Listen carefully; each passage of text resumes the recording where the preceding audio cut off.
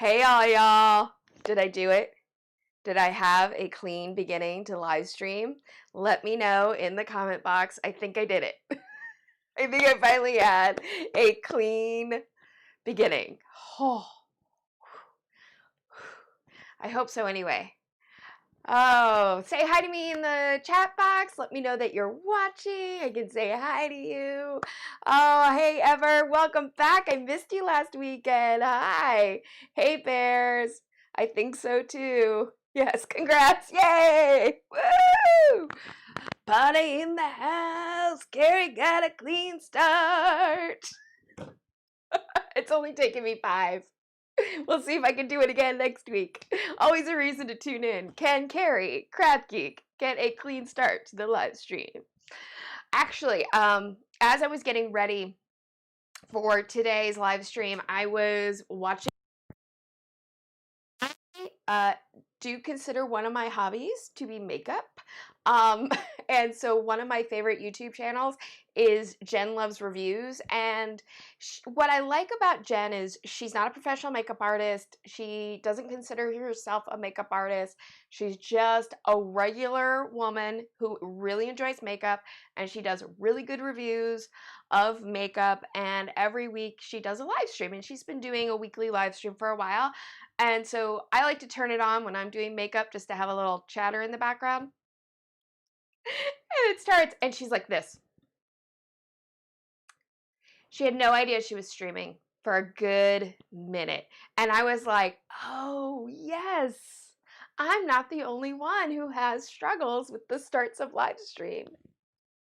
So anyway, I felt like, okay, if somebody who is like, you know, is making a living at YouTube, who does weekly live streams, has rough starts to theirs, I can live with some of my rough starts. It's what makes me real.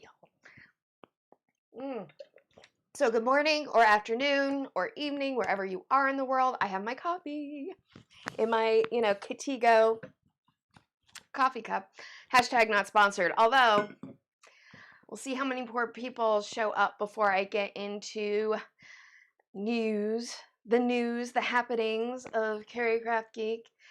But you will notice in the description box, I now have a disclosure that I do have affiliates. So I did sign up for some affiliate programs, try to just help give the channel some support, give the Fiber Indy Fiber Indy List some more support. Hopefully make it a little self-sustaining. I know before I was a creator, I was just a YouTube viewer. And my feeling personally when it came to affiliate links, when I was just a viewer, was always that as long as the person was A, disclosing that they were an affiliate, and B, weren't recommending crap just for the commissions. And you can, quite frankly, usually tell who those people are. You can. You can. And you figure out real quickly if you buy something on their recommendation through their affiliate code and it's crap. That happens once. Hi, Carrie. Hi, Jillian. I just said hi to myself. But once you're burned one time by a product that was clearly just recommended for the commission, you don't trust that person again. So I take very seriously only recommending things that I believe are good products that you might find useful. And my feeling was always, if I was going to purchase something anyway, why not use that YouTuber's affiliate link, help support them because I like them, and it's kind of a win-win situation. So yes, Janet. Hi, Janet. Good hello. You had a good start, but I did not. Aw, I'm on my tablet now. Hey, you got here. That's the great thing about technology now. There's so many different ways to connect over the internet. My gosh, I mean, my whole setup is so jerry-rigged. I got my phone here. I have an old iPhone up here that I'm using. I do all this over my laptop, my Mac Air. I can't talk this morning. And then I have a Chromebook over here so I can watch, just keep an eye on the YouTube stream on that end. But this whole setup is so jerry-rigged. But I'm making it work. Anyway, but I'm glad you found your way here. Thank you for showing up. In fact, every week for my Instagram announcement and the live stream update that I send to people who are subscribed to my newsletter, I make a new little invite card, and this week was a picture of a tablet with me on it, like going like that. If you saw the thumbnail, you know what I'm talking about. Anyway, so yes, I am doing affiliate codes now. And you will find that down in the description box. And I'm probably going to show you a few things today because we are going to get to the thing. And by the way, the fact that I have affiliate codes for what I'm about to talk about is purely coincidental.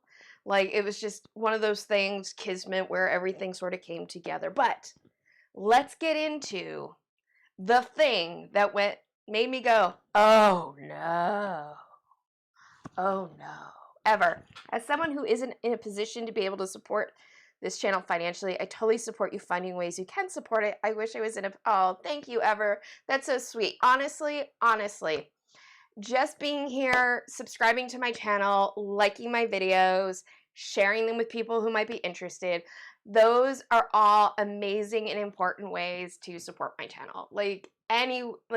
I'm just so appreciative of just getting a thumbs up and a subscription. So there was my shameless plug. Thank you, Ever, for teeing that up. Don't forget to subscribe if you're not already. Give a thumbs up. All that jazz hands. Hi, Whitney. I hope you're having a good Sunday. Thank you for making it to the live stream. All right, cup of coffee. So we're going to get into it. The thing that made me go, oh no. No. It made my inner Hermione go, all right, I'm being very dramatic, but that was my reaction. And you're going to think I'm being so silly when I show you what it was about. I can't show you the post that this was about because this came up in a Facebook group that shall remain nameless that I'm in, but somebody came on and they were saying how they're having such a hard time with Gauge. They can never work it out. They're always struggling with Gauge. And to be fair, Gauge is something that can be tricky, trying to match a pattern's gauge, because every knitter's tension is particular to that knitter, and there's so many things that can affect tension on any given day, the weather, your mood, that sometimes it feels like it's impossible to actually match gauge when you're doing a pattern.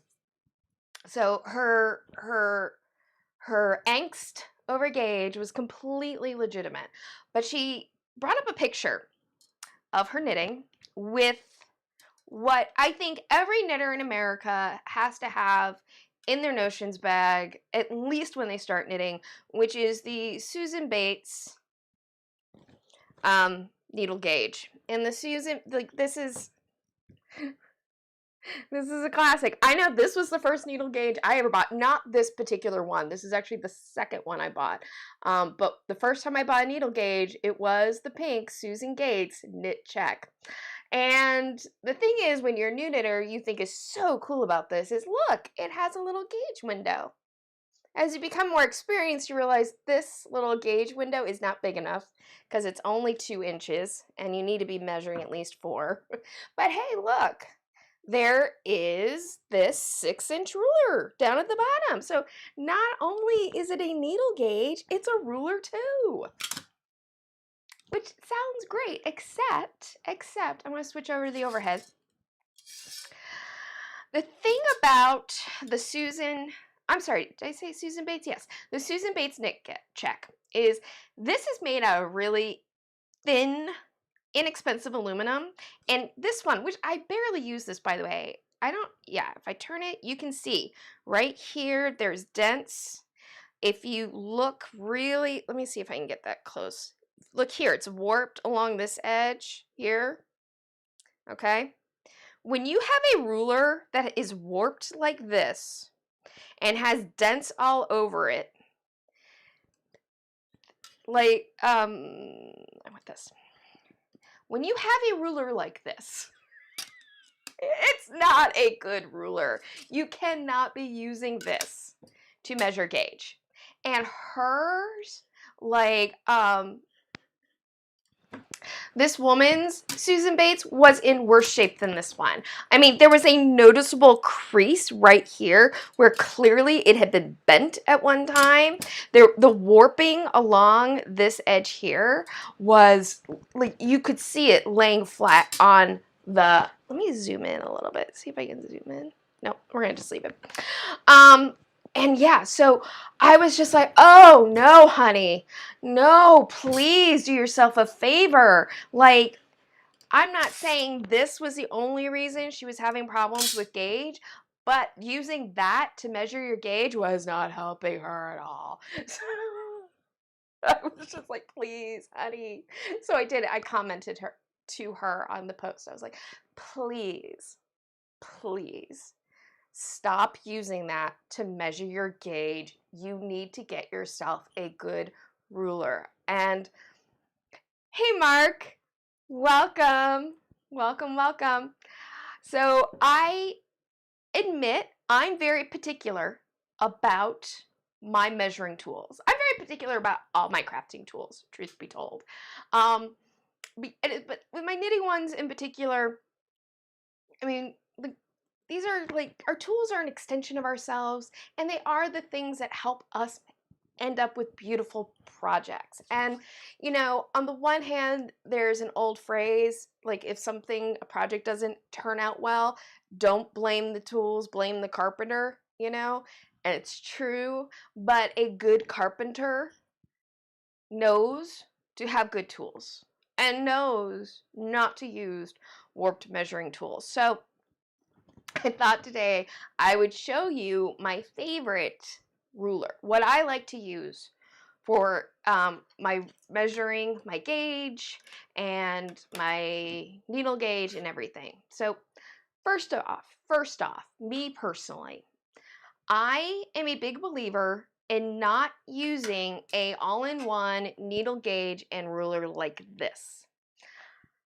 I just don't think first of all, I don't trust the accuracy of the rulers that come printed on things like this, especially when it's something really thin and aluminum that can just so easily bend. I definitely wouldn't use this. Jillian, I use my metal Susan Bates gauge to do roving over my drum carder. Oh, oh, okay. Oh, you mean like the holes? Like, yes. Are you talking about the needle gauge holes itself, not the ruler, Jillian? That's what I'm guessing. Because that totally makes sense. Because these holes are fine. The holes themselves are completely accurate. Yeah, yeah. In fact, there is, we've talked a lot the last couple of weeks about reps per inch.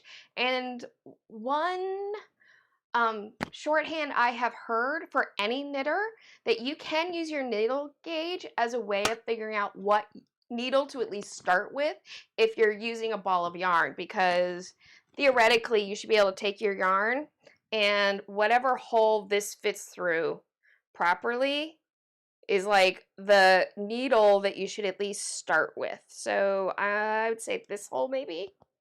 Yeah, that's still a little thin. Maybe this one. Let's try this one. Like that. So yeah, that puts me around knitting needle. That puts me around a size 8, which is, yeah, 7, 8. That's probably what I would start with. Yay for making a different sizes of roving for spinning. Yeah. So I personally, though, believe in having a separate needle gauge and ruler for my for my stuff. My favorite needle gauge is this one. This is the Addi needle gauge. This comes with their interchangeable needle sets. I have 2 of them, so I have 2 of these gauges. Janet, you got Deflected. What is your favorite gauge tool? Oh, yes, I'm getting to it. I'm getting to it. Don't worry. I did get distracted.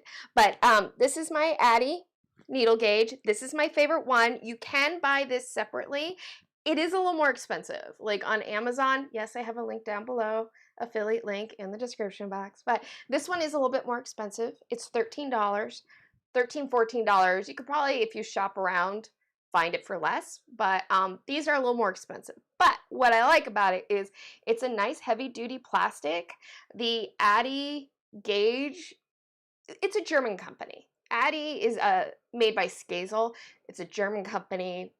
Germans are just really good at, like, you know, engineering and having accurate measurement tools. And if you're like me and you really love Addi needles and they make up a large portion of your collection, what's really good is you know that the numbers, the translation between the millimeters and the US sizes are going to match up with how Addi does this. Here's the downside of this gauge. The downside of the Addi gauge, is that the one I want? No, that's the one. The downside of the Addi gauge is Addi, the way they translate their millimeter sizes to US sizes is not typical at the sock level. So Addi calls their US size 1, they equate that to the 2.5 millimeter. However, if you look at Craft Yarn Council and their translation of US needle sizes and millimeters, Craft Yarn Council calls 2.25 millimeters a US size 1. So some of the US needle sizes, Addi matches them up differently to the millimeters. I think I know why they do it though, because Addi and their sock sizes, they have the 2.0, a 2.25 millimeter, 2.5, 2.75 millimeter. So they increment up 0.25 millimeters, right, on their sock sizes. And with the US sizes, what they're doing is US size 1 is 2.5 millimeters, and then their US size 2 is 3.0 millimeters. So what they're doing is they're taking the US size, and for every half millimeter up, they're putting the next US size up. I think Addi does that because when you get into the larger sizes, 4, 5, 6, 7s, the millimeters do increment up half millimeter.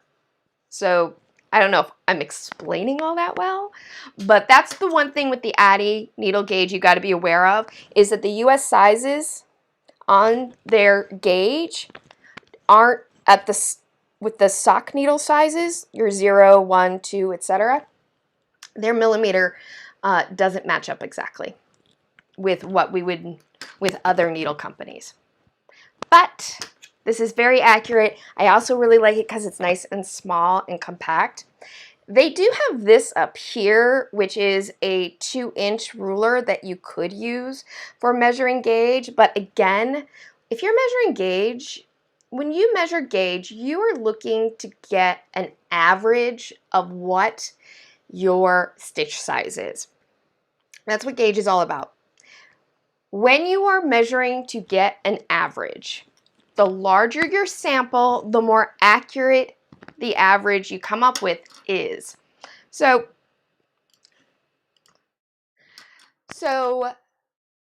that's why you generally, the recommendation is to measure at least 4 inches when you are measuring your gauge swatches. And so 2 inches just isn't a large enough sample to get a truly accurate gauge swatch. That is one of the tips, by the way. There's many, but one of the tips for measuring and having an accurate gauge swatch is measure a larger swatch. Measure, like, count more stitches, count across more inches, which leads me to my favorite ruler. And this is the one that I recommend to, like, anybody. Let me see if I'm just trying to zoom in my camera. Oh, darn. I did the wrong way. Here we go. There we go. Okay, that's better. So this is a quilter's ruler. This one is by Fiskars. I got this at Joann's. I probably had a coupon that day. I love this ruler. It doesn't have to be a Fiskars. It can be any quilter's ruler, but I love this. It's a 6-inch ruler. The 0 mark is right at the edge, and this is the 6-inch is the other edge. So, and it's plastic. This isn't going to warp. My camera is like trying to find focus. But this fits perfectly in my notions bag. It's very easy to read. Do I have something I can measure on? Oh, yeah, we'll use this. So here's a gate. This is a swatch that I did. This is, if you were here last week, this will look familiar. But the reason I like using a plastic ruler like this is it's weighty enough on the fabric that it's going to hold still and not move around enough, right? And I like that I can see through the ruler to see the columns of stitches. You find these kind of rulers in the quilters section of like Joann's, Michael's, those kind of places. I do have a link to Amazon for this style. It's not a Fiskars, it's another brand of ruler, but it's the same thing. It's a 6-inch plastic quilter's ruler. Jillian, you are especially right for inclusive sizes. More fabric leaves more room for error. Measuring larger swatches helps me catch if I'm, say, a 1/4 inch off. Yes. Yes. Absolutely. Like you just... The larger your gauge swatch is, the more accurate your gauge swatch will be. Like, it's just... That is a knitting rule. Like, that's a law of the knitting universe. Oh, so good. Coffee, so good. So this is my favorite ruler. This lives in my notions bag. You can also get in the quilters section, they have square rulers basically. I don't have one near me, I don't think. That shows how often I use it. But there's one that I think is 4x4. There's one that's 6x6.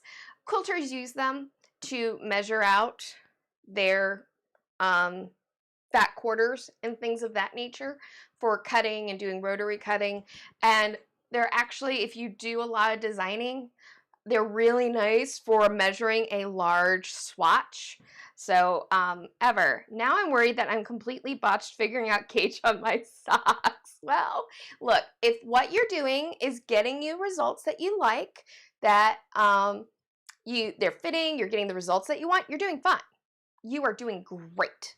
So don't get paranoid just because I'm talking so definitively. Because the true test is if you are happy with your work, if you are happy with your results. If you are, then what you're doing is working and you're doing just fine. It's when you're not getting results that you want and your people are pulling out their hair, that's when you have to take a step back and look at what it is you're doing and going, okay, do I have good tools? Am I using good tools? Am I using good practices to get my good results? You know, and there's a lot to look at. But a big reason I do like this kind of ruler over, say, this is another ruler I have.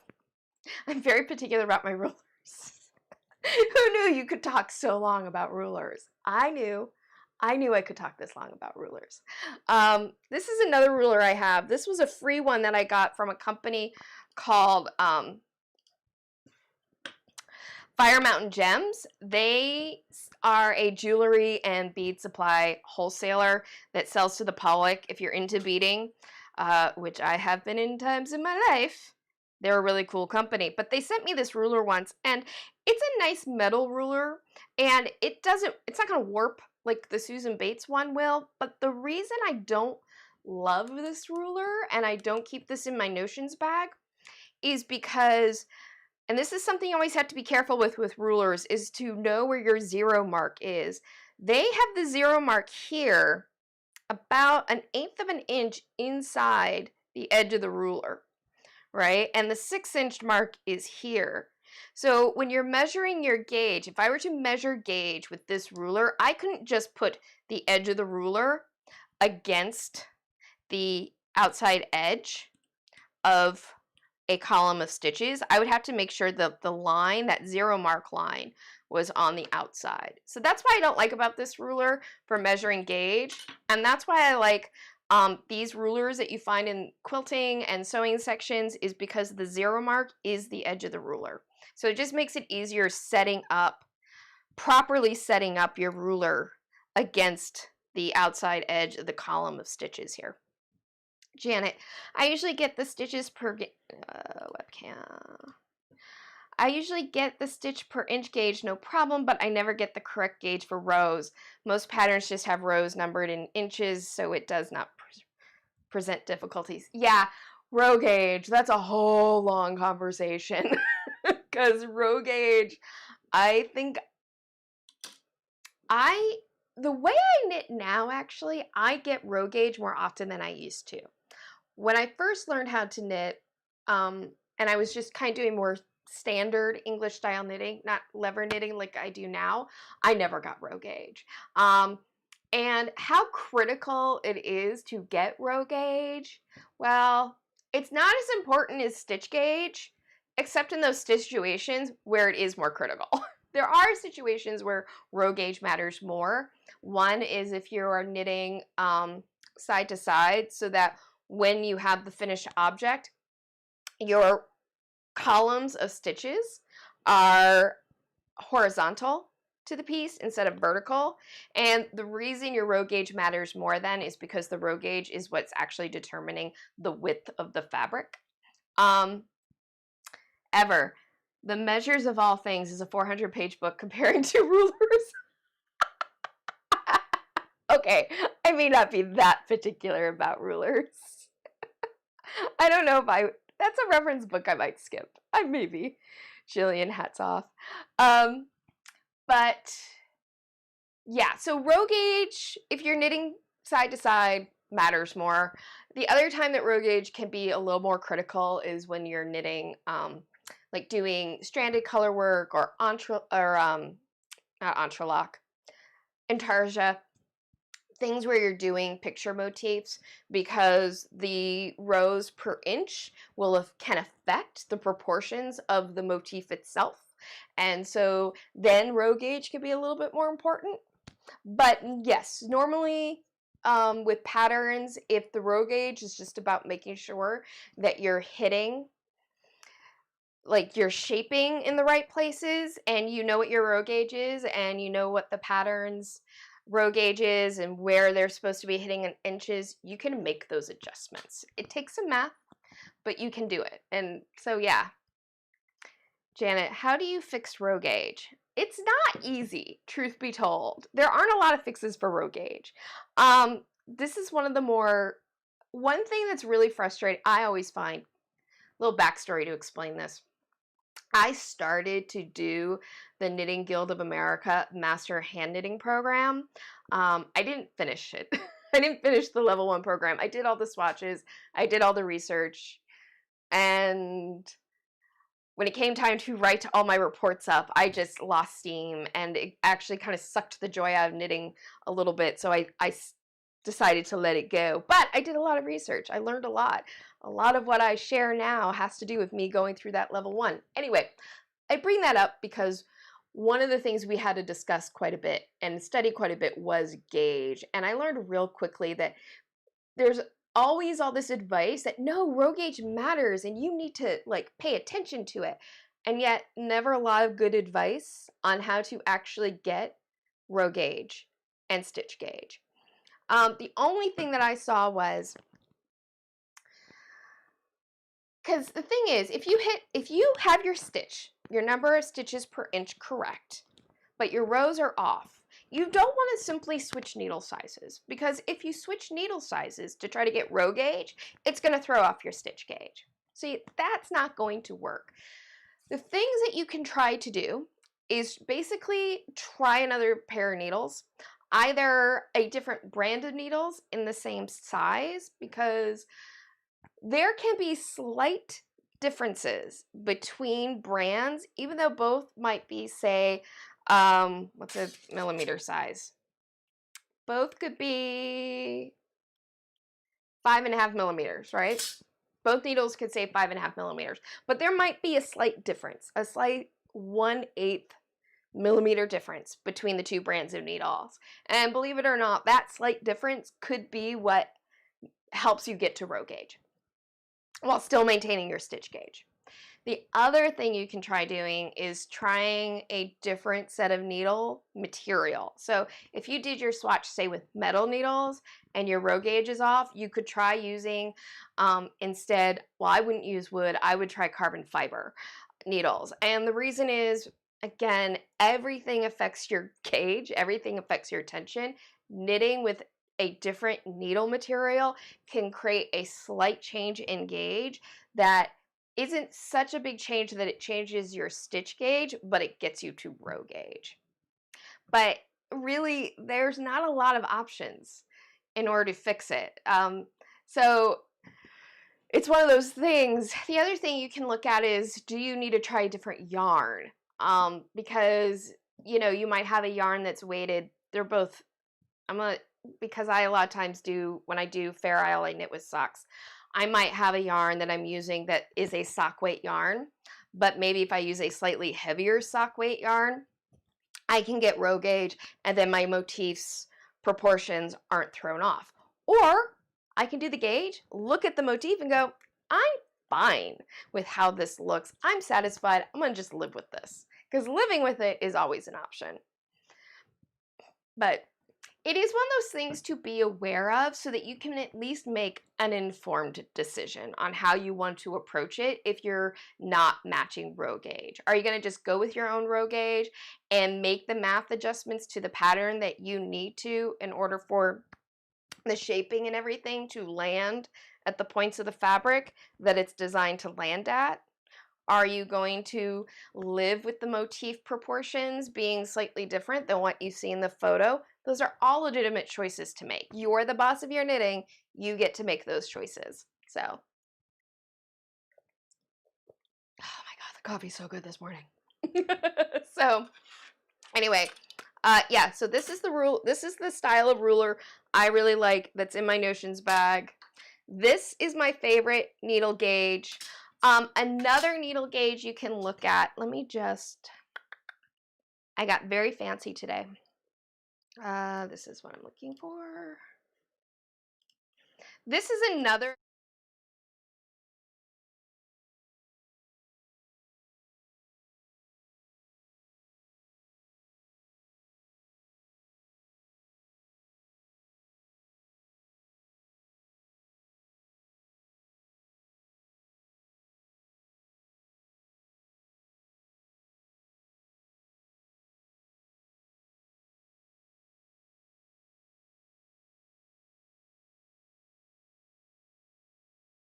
anyway. And of course, there's all sorts of needle gauges out there. There's really cute ones that you find that are like shaped like sheep or shaped like a cat. Like, you can use it's a needle gauge. All you need are those holes to let you know what the size the needle is. So yeah. So that's, I think, everything I have to say about about gauges and rulers and why I was like, oh no.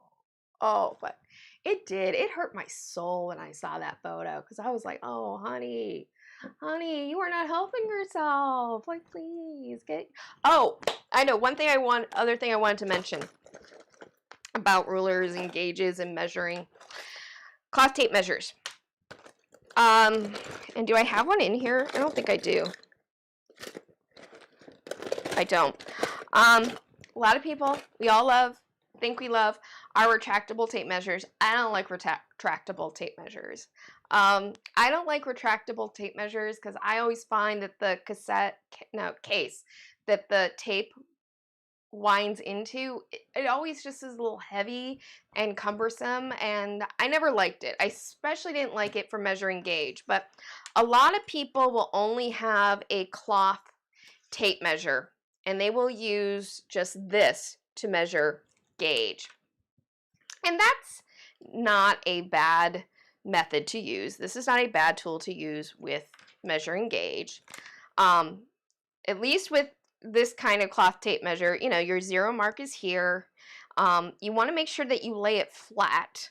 Make sure, because notice like when I let go of it, it buckles up a little bit. So you got to make sure that it stays flat against the fabric so that you're getting an accurate gauge. You can already see probably why I don't love this for measuring gauges. At least not flat. Sometimes you need to use a cloth tape measure though if you're measuring a gauge that's round. Sometimes you have to use one. It's important though to have a cloth tape measure, to measure body parts. And also if you, let's say you're going to knit a hat and you're doing a gauge in the round and you're not doing a simulated gauge in the round, you want to be able to take your cloth tape measure and, do I have a hat nearby? Yes, I do. Easier if I have a hat.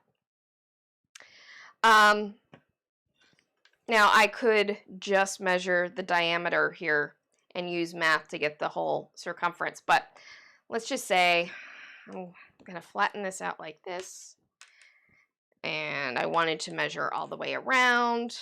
I could measure, and I need a cloth tape measure obviously to go all the way around the hat, like that. This is not accurate. This is not how you would do it. I'm just doing a quick demo. Do not use this as an example of how to use a tape measure to measure a gauge swatch that's been knit in the round. I'm just trying to give visuals. But anyway, important thing about your tape measures. Your cloth tape measures, buy a new one each year. Gift yourself. Maybe the holidays. Give yourself a little stocking stuffer and get a new cloth tape measure.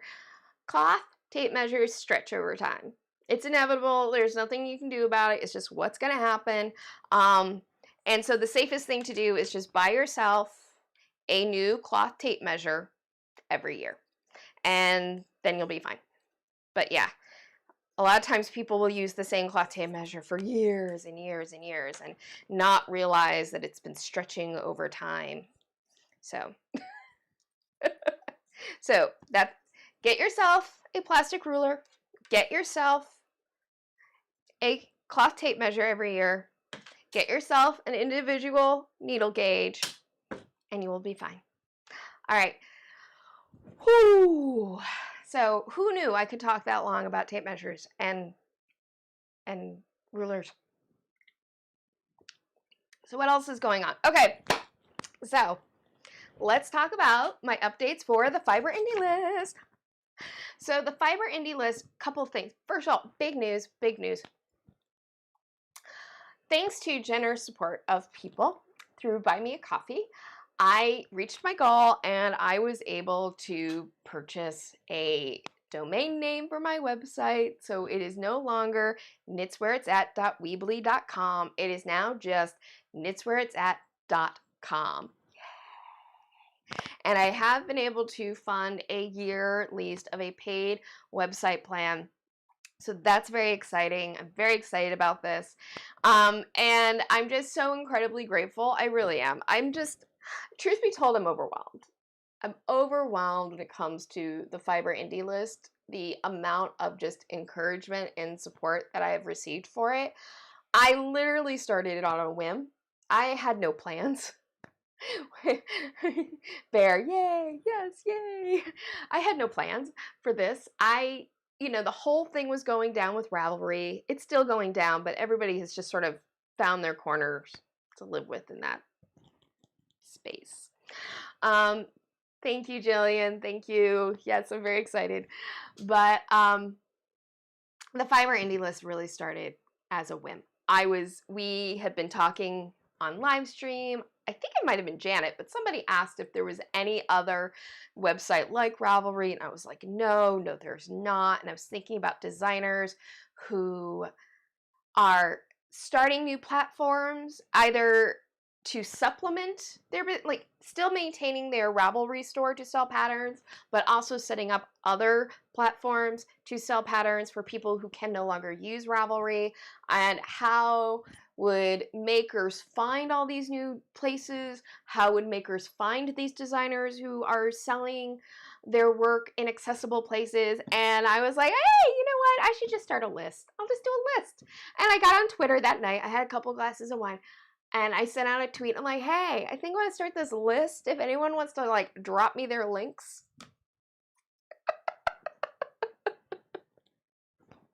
That's how it all started. And now I have this whole thing with the Fiber Indy List. And the directory itself is built. I mean, obviously I will add to it as designers submit me information, but right now there are, I believe, 51 designers, knitters, and crocheters who are on the Fiber Indy List, and I have it organized. I had so many that I ended up breaking up the Fiber Indy List into knitting indie and crochet indie subpages. So knit designers, crochet designers, you can find them more easily. Everyone is listed alphabetically. But the Fiber Indy List main page was looking a little empty. And Janet, do you ever sleep? Yes, I do sleep. I do, but I am always working. I am a person who kind of functions I'm all on or I'm all off, right? I don't do in between so well, so I kind of function best when my plate is almost too full. But anyway, the Fiber Indy List, the main page was looking a little empty, and I was also wanting to find a way to showcase designers' work, have, again, a central place that makers can go to get information, whether it's about knit-alongs and crochet-alongs that are coming up, or new pattern releases, or just sales happening, because, you know, we love all the designers, and if there's a designer you love, I encourage you to sign up for their newsletter. It does help show your support to their work, and it keeps you up to date. But when you have like 50 designers, that's a lot in your inbox, and let's be realistic, nobody is going to look at 50 newsletters. Ain't nobody doing that. I don't care I don't care how much you might love a newsletter. No one is going to look at that. So I started on the Fiber Indy List, the Fiber Happenings. So I now have a section. It's small right now, but hopefully it will be growing. And the Fiber Happenings is just that. It is a news and announcements section where I will be putting up when a designer on the Fiber Indy List has a new pattern release coming up. You can find it there. If they have a knit-along, crochet-along coming up, you can find information there. Also, yes, I am going to be integrating some of my affiliate links with that, so that, I'm affiliate now with Michaels. You can come to my page and find out, for example, till the end of today, it is buy one, get one off at Michaels on all their yarn. Also, so all my affiliate links are going to be clearly marked. Always, always, always. But again, there's a lot of buying options online. Which ones, where can you get that deal? Well, the Fiber Indy List, Fiber Happenings, you can hopefully, it will help you keep track of it. And I want to say again, in terms of affiliate links, I'm not only going to be pushing like places with which I have an affiliate link. Like, no. No. Bear, that sounds nifty. Thank you. I hope so. So anyway, please visit. I'm going to be updating, basically right now my plan for Fiber Happenings is to update that list, those announcements on, so new ones come up on Thursday, basically in time for the weekend, right? So Thursdays and Sundays. The logic behind that is Thursday, just ahead of the weekend, you can start seeing where the deals might be, where the new pattern releases to check out are, that sort of thing. And then Sunday, another update, just so that, because a lot of times sales and coupons end on the end of the day Sunday, so then they come out. So I guess it's really more a Monday that you'll see an update. So those are the days I'm going to update the Fiber Indy List. But happenings, at the same time, if you're not following me on social media, make sure that you do follow me on social media, whatever your preferred social media platform is. I have Facebook, Twitter, and Instagram because, for example, yesterday Lovecrafts, they had a flash sale for their 8th year anniversary, and they had 30% off sale, not on everything, but on quite a few things, and it was only good for that day. So when flash sales come up, the easiest way to know from me that that's happening is to be attached to my social media. So, Jillian, I love it. Thank you. You're welcome.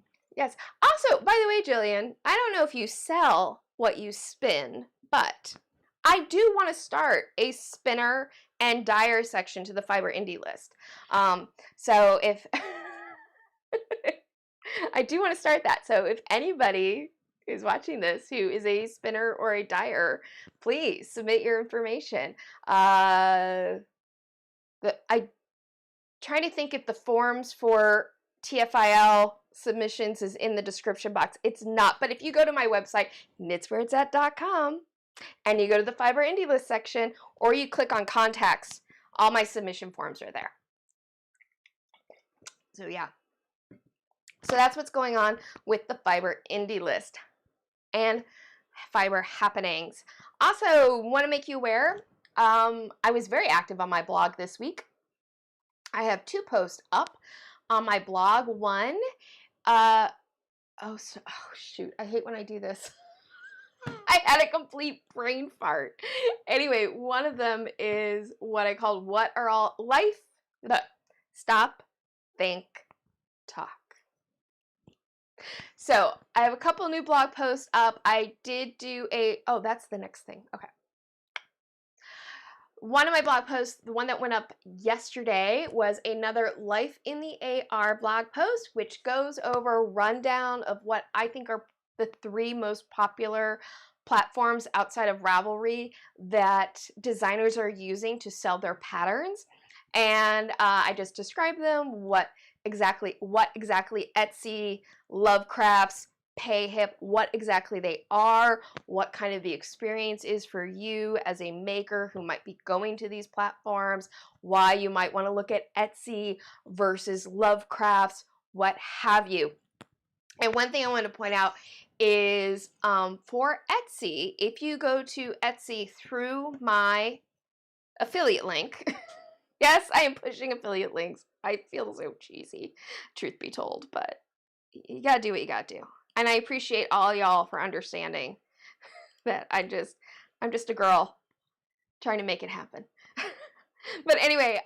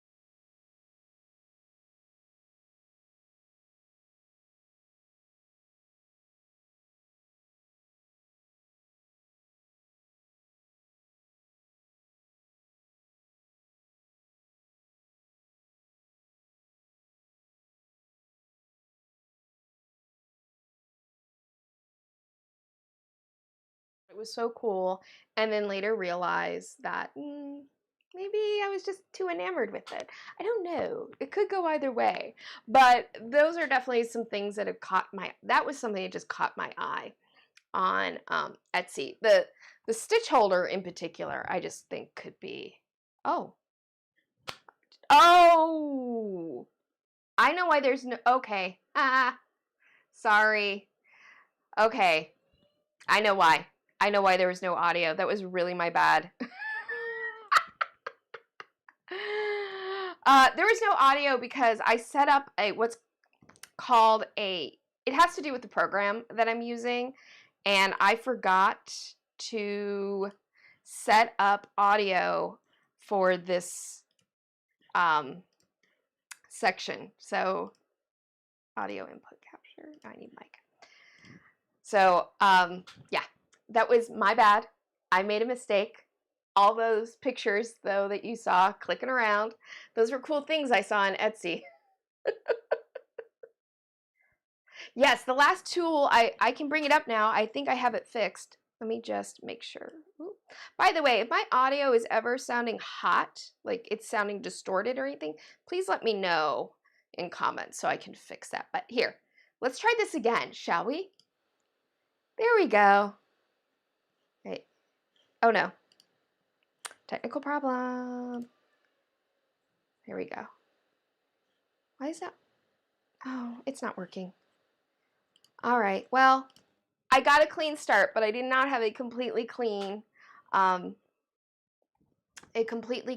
video today. But I have it fixed. It'll be fixed for next time. Anyway, the important thing is,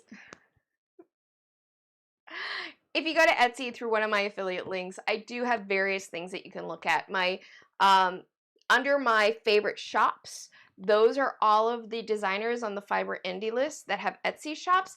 They are all there under my favorite shops on Etsy. I also have my just favorite items, and I have unique notions. And the Spindle Cat Studio, that's the person who had all the neat metal stuff. There's some really cool things there. Some of it, I don't think a $36 stitch marker is worth it, no matter how cool it might look. That was the spiral that you saw. Yeah, I would not spend $36 on that, but maybe you would. I don't know. I'm not going to judge. Not what I would. But the stitch holder, that was cool. And one of my mutual followers on Twitter was looking for stitch holders for socks, and oh, I want to let her know about that place, because and what you didn't hear, because I had my desktop up with no audio, I very briefly did tried my hand at wire wrap jewelry, and so that Spindle Cat Studio just speaks to my heart because of I know what it goes into to make those items, and yeah, it's good stuff, people.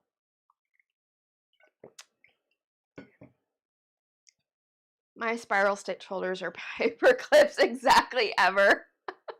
My stitch holder, I love, my favorite stitch holders are the bulb coilless safety pins. And you can get like 1,000 of them for just a few dollars. I have a link to them in my affiliate links down in the description box, but do I have them with me?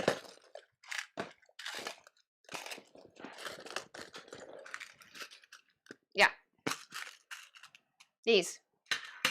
They're tiny. That is my favorite stitch. That's my favorite stitch marker. Let me bring up my overhead. Lost it. This is my favorite stitch marker. Like, I like these. Stitch markers to me is not something to spend a lot of money on.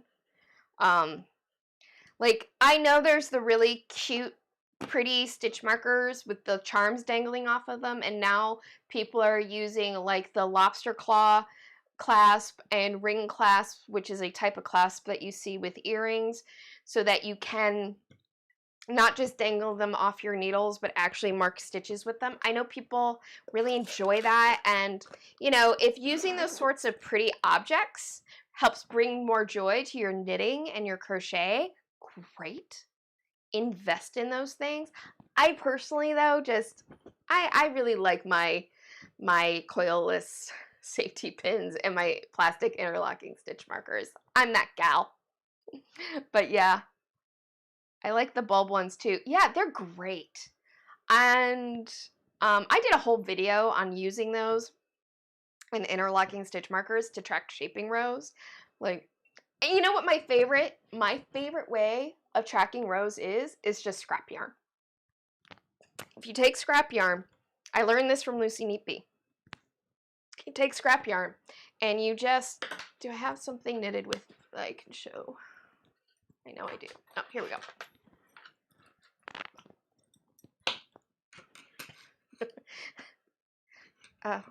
Focus. Okay. So right here, if I just take scrap yarn, I can hang it. Get to the beginning here.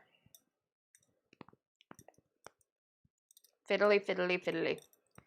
I can take scrap yarn and hang it over the running thread right here. And then after I complete each row, I flip that yarn over the next row and then back over. And that's what I use as a row counter, is scrap yarn. In fact, you can see what I've done here. This is actually what it looks like in the knitting. This is a project that I've been one of my many works in progress. But yeah, you can see here, this is just scrap yarn that I have flipped back and forth over the running thread as I complete each yarn. And I'm using this as a stitch marker to mark out here on this. I have border on either side of this pattern. This is a knit purl combination. So this just use that as a stitch marker to mark out the knitting there. I love that. And who doesn't have scrap yarn? Always have scrap yarn.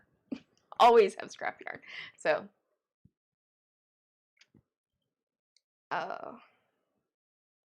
okay. I'm getting an error from YouTube, but I'm not gonna worry about it. Jillian, that's brilliant. I have to watch your other video too.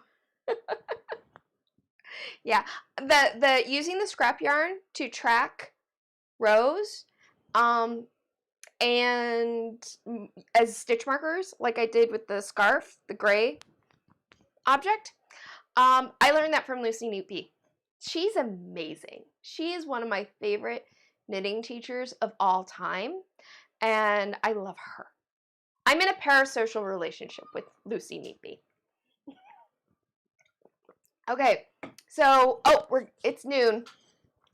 I gotta start wrapping this up. So upcoming for this week, we never got around to talking about my video on grafting. But I did this past week. I had my video come up about grafting, and I do have a blog post that is a supplement to that. In my video on grafting, I walked through a grafting situation and explained my thought process of when I'm figuring out how to do grafts and my rules for grafting. And my blog post, I wrote out those rules, so there is always a handy guide to that. Bear, that's helped me so very much. Thank you.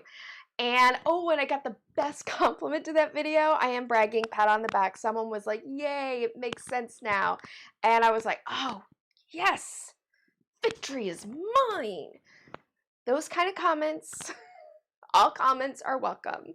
But when comments come up like, thank you, that makes so much more sense now, like, I'm like, okay, what I have said has made sense and it has been helpful. And that is what I live for on YouTube. Anyway. So that video is up. My next video is going to come up next Friday. I have not been good. There is one way that I have not been a good YouTuber, and that has been being very inconsistent about what days I upload on. There's a myriad of factors of why I have been inconsistent. Generally though, I've kind of switched back and forth between uploading on Monday versus uploading on Fridays. Janet, when you say grafting, do you mean Kitchener? Yes and no. Kitchener is a type of graft stitch. So all Kitchener stitch is grafting, not all grafting is Kitchener stitch. Kitchener is a specific set of directions that are used, and Kitchener is great. I really enjoy Kitchener. Basically what I am doing in the video is essentially Kitchener stitch, but the focus of my video, it was more about how to think through any grafting situation, not just memorizing a set of directions, which is what Kitchener is, because personally I never remember the directions for Kitchener, and I don't always want to be looking it up. So instead, I've more memorized a process of like, this is how any grafting works no matter what I'm doing, because Kitchener is really designed to graft together two pieces of stockinette. That's what it's designed to do. But there are times when you want to graft together two cabled fabrics or two ribbed fabrics. The directions for Kitchener aren't going to give you a seamless look, but you can still do grafting. And to figure out how to graft in those situations, you have to understand how grafting actually works. So I hope that makes sense. Thank you, Bear. I'm glad you are enjoying the washcloth project. Your washcloths are looking beautiful, by the way. So thank you so much. So yeah, that video is up. My next video, sorry, I got distracted again. Janet, I forgot you cannot see me nodding. So, yes, where was I? Okay, so my next video is going to go up this Friday, and I think I have finally landed on uploading on Fridays instead of Mondays. Kind of looking at my analytics, I think when I upload on Fridays, it just seems like the videos gain traction faster than when I upload on Mondays. So I'm now going to work towards uploading on Fridays consistently. My next video is going to be the Addi Flex Flip review. Yes, very excited. I'm going to be shooting that actually tomorrow. So I got thoughts, I got ideas, I have opinions. Shocking, I know. Shocking that I have opinions. But that's going to be my next video that will be up on Friday. And I think that's everything for today. Unless anybody has a last minute question, now is your opportunity while I run through my wrap up shameless plugs. So here we go, shameless plugs. Please, if you enjoyed today's live stream, make sure that you give it a thumbs up. That does tell the YouTube algorithm that I am a channel worth checking out if you have not already. Although I believe all of you are subscribers, but still, if you're watching this on playback, if you have not already, please hit the subscribe button and the notification bell. Hitting the notification bell will let you know whenever I upload a new video or whenever a live stream is starting. And you don't want to miss the live stream because you never know what's going to happen. Never know. And you never know what we'll end up talking about. Last week on live stream, I ended up demonstrating German double stitch. So you never know. Let's see. So I got that. Got my notification bells. Also, check out the Fiber Indy List. I have a link to my website. It's down the description box. My website is knitswhereit'sat.com. The Fiber Indy List lives there. You want to check that out. Please look at some of the designers on it. Look at their shops. Look at their designs. I do have a new pattern release that is coming out from Sarah Dawn's Design, and I also have a new announcement coming up for Rachie Nguyen Designs. She is a crochet designer, and she just has such beautiful work. Like, she does a lot with just really vibrant colors and lacy, and everything I see from her is just like, ah. Oh, Oh, can I just sink into it? So she has a new pattern out that I spotted on Etsy this morning when I was like glancing around for today's video. So that announcement is going to be going up, but Rachie Newen Designs is on the Fiber Indy List. You can always go to her listing on the Fiber Indy List and click on one of her shop links. She has a couple places that you can buy designs from. Yeah, I missed it last week and my week was ruined. Oh, Ever. That's so sweet. But no, I'm glad that I bring you joy. I'm glad that I'm bringing you joy in your week. And you know what? You always have the playback. You can always come back and enjoy the playback. So yeah, that's going on with the Fiber Indy List, Fiber Happenings. Also, I have an email list. I am working on actually getting a newsletter together, at least just a once a month newsletter together. So I'm still figuring out exactly what that's going to look like, but if you have not signed up for my email list, please do so. When you sign up for the email list, you will get a free pattern, and the pattern that you receive is for, this is not finished, but it's for this dishcloth. This is the dishcloth. If you're at all familiar with my Instagram, you have seen some version of this dishcloth all the time because this project is near and dear to my heart. This was the dishcloth. This is the project that got me into knitting.